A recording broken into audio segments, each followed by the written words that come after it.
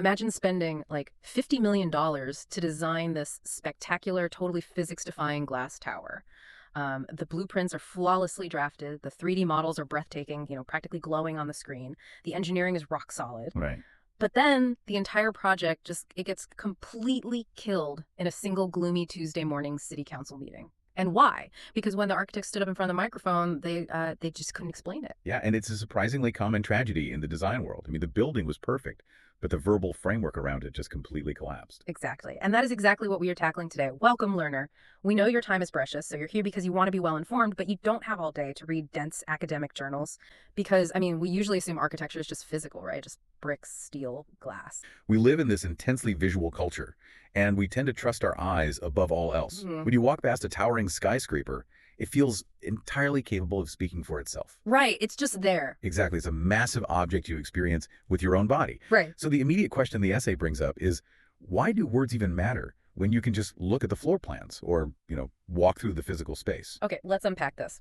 Because architectural representation, no matter how beautiful a drawing or a hyper-realistic rendering might be, it is always partial. Always. A drawing can show you the geometry of a room. It can map out the circulation, showing exactly how foot traffic might move from the lobby to the elevators.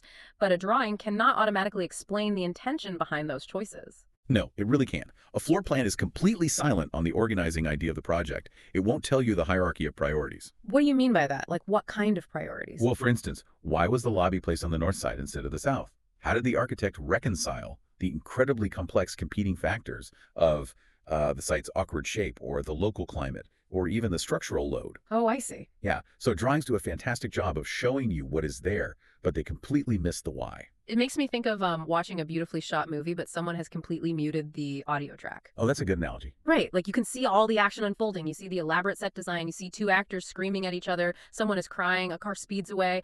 But without the dialogue, you are totally lost. They have no context. Exactly. You don't know if those are tears of joy or sorrow. You miss the character's motivations. And because you miss the motivations, the underlying meaning of the plot is just a blur. What's fascinating here is that words are literally the audio track to the physical building. They bridge that massive gap between the visual evidence and the invisible intention. The invisible intention, yeah. When an architect uses language effectively, they provide a sequence to their explanation, allowing the project to become legible. It stops being just a silent object and becomes an idea that people can actually debate and fund and, engage with in social life. So if words are the audio track, it seems like the logical first step is simply describing what is on the screen. Or in our case, describing what is physically present in the design. Right, just basic description. But reading through the source material, it becomes glaringly obvious that simply describing a space is much harder than it looks. Oh, absolutely. Description is where most people stumble first. The research outlines two massive traps that even seasoned professionals fall into when they try to describe a design. Okay, what's the first one? The first trap is subjective vagueness. This is when someone stands in a room and calls it nice or open or modern. So nice is basically a conversational dead end. Pretty much. Like it tells me how you feel standing in the room, but it tells me absolutely nothing about the geometry of the space or how it was actually constructed. Precisely. It's a reaction. It's not a description. And then you have the second trap, which is almost the exact opposite, verbal excess. Oh, I know where this is going. Yeah, this is when someone wraps their project in a thick fog of incredibly dense conceptual language. It sounds highly academic and impressive on the surface, but if you look closely, it actually says absolutely nothing about the physical building. Okay, wait, I have to push back on this. Because if we are talking about dense conceptual language, architects are notorious for that. They definitely are. The stereotype is, the architect in the black turtleneck adjusting their thick glasses and throwing around words like permeability or tectonic or spatial articulation. Yes, the classic cliches. Honestly, a lot of the time, isn't that just a tactic to intimidate clients? Isn't it just gatekeeping jargon used to justify a massive fee? That is a highly varied critique. And yes, a lot of professionals do use language as a shield to hide a weak design, which is exactly the trap of verbal excess the essay warns about. Right. But we have to draw a hard line between empty jargon and genuine, rigorous precision. The underlying rule here is that you have to earn your vocabulary. Earning the vocabulary. Okay, so how do you prove you've earned a word like permeability? Because to me, permeability sounds like we're talking about waterproof jacket, not a building. Well, let's break that exact word down. In architecture, permeability shouldn't just be a buzzword. It refers to how easily people, or even just sightlines, can flow through a boundary. Okay. So if you claim your new public plaza is permeable, You must prove it with physical evidence. You earn the word by saying something like, the plaza is permeable because we removed the perimeter retaining walls, allowing foot traffic from the adjacent sidewalk to bleed directly into the courtyard without any change in elevation. Ah, I see. So you are anchoring the big conceptual word directly to a concrete physical decision. Exactly. Or take the word tectonic. Another big one. It sounds intimidating, right? But it simply refers to the visible expression of how things are built and joined together. If you call a ceiling tectonic, you earn it by pointing to the exposed steel I-beams and the visible bolts that show exactly how the roof is being held up. That makes a lot of sense. When you connect the concept to the physical evidence, the language is no longer gatekeeping. Right, it becomes a highly efficient tool for explanation. So let's look at what a strong spatial description actually sounds like when you avoid those traps. Instead of a vague, weak description like, the design creates an interesting experience for the visitor. Which tells us literally nothing. Exactly. A strong description from the text sounds like this. The project is organized around a narrow entry threshold that opens into a double-height courtyard, allowing the transition from street to interior to feel compressed and then released. Notice how much heavy lifting that single sentence does. It communicates sequence. You go from the street, through a narrow entry, into a courtyard. It communicates physical condition, the double height space. And it communicates architectural effect, the feeling of compression, followed by release. It is entirely grounded in what the building actually does. Okay, so you've learned how to describe the space. You've earned your vocabulary and avoided the fog of jargon. But simply describing a space isn't the same as defending it. What happens when the audience pushes back? That's a great question. Because architecture isn't a monologue, right? It certainly isn't. And that transition from stating what a thing is to defending why it matters is what the essay calls the architecture of argument. Buildings have to be argued for. In what contexts? Well, whether you are in an academic studio review, a high-stakes design competition, or a really tense public planning consultation, you have to logically connect your physical evidence to your broader intentions. A great example from the research involves designing a community center. If you stand up and argue that the main community room should open directly onto the busy street, that is a strong architectural argument. Right, because you are connecting the intention to the layout. Exactly. The intention is the idea that this building serves a public role and relies on being visually accessible to the neighborhood.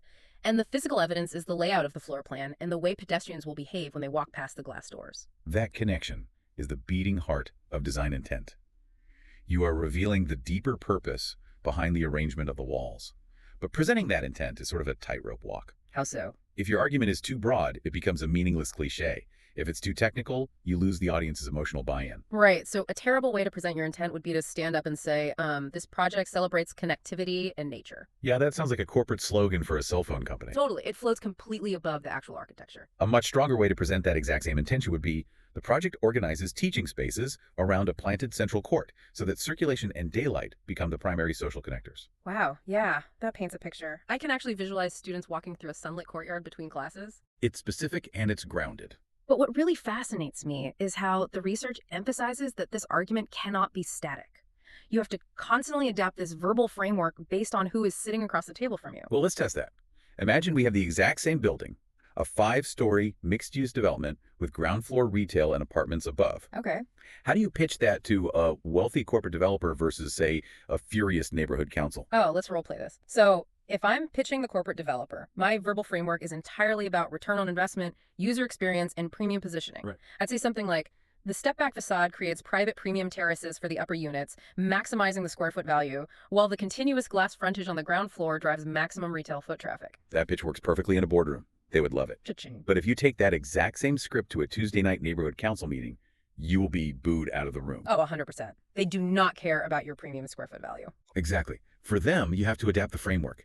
You'd say, the stepped-back facade pushes the bulk of the building away from the street, ensuring we don't cast shadows on the public sidewalk. Oh, nice pivot. And the continuous glass frontage on the ground floor ensures eyes on the street, creating a safer, more active neighborhood environment after dark. That is brilliant. The mullions, the glass, the concrete, none of it changed? Only the words changed. The language serves as this highly adaptable framework to build consensus.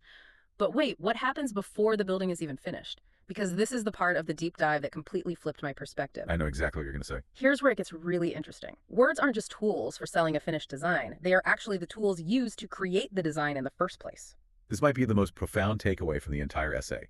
We think of language as something we apply after the fact, like a label on a jar. Right. But writing and speaking actually shape the physical design. Language is a stress test for physical logic. Okay, but how exactly does that work? How does speaking change a physical model? Well, think about the process of explaining a joke.